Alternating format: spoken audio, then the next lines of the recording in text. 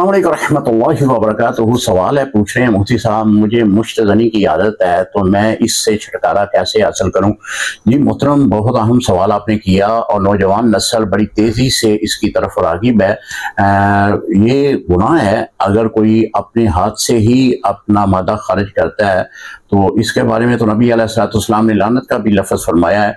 तो ये एक मर्ज़ होती है और जो इस मर्ज़ में मुब्तला हो जाता है फिर वो छुटकारा कम ही पाता है, क्योंकि हमारे मदनी दारुल हिकमत में ऐसे बहुत सारे मरीज आते हैं कि जो इस मर्ज़ में मुब्तला होते हैं। अगरचे हमारे पास अल्हम्दुलिल्लाह इसका मुस्तकिल बेहतरीन किस्म का इलाज मौजूद है। उस इलाज कराने के बाद आप बिल्कुल छुटकारा पा लेंगे, लेकिन उसके साथ साथ हम रूहानी वज़ाइफ भी बताते हैं। एक तो इसका इलाज ये है कि आप तन्हाई में वक़्त ना गुजारें।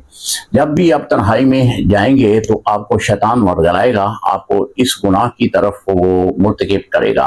तो आपने ऐसा करना है कि तन्हाई से बचना है। दूसरा ये है कि दुरूद शरीफ की आप कसरत किया करें।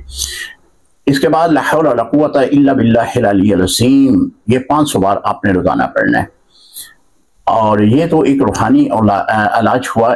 अब चलते हैं जो हमारे मदनी दारुल हिकमत में इसका तिब्बी इलाज किया जाता है, उसमें हम एक तिला इस्तेमाल करवाते हैं। उसके साथ साथ सफूफ है, सफूफ मुगल्लिस, वो इस्तेमाल करवाते हैं। अगर आपको इसका नुस्खा चाहिए तो आप आए कमेंट्स में, तो मैं आपको नुस्खा भी दे दूंगा।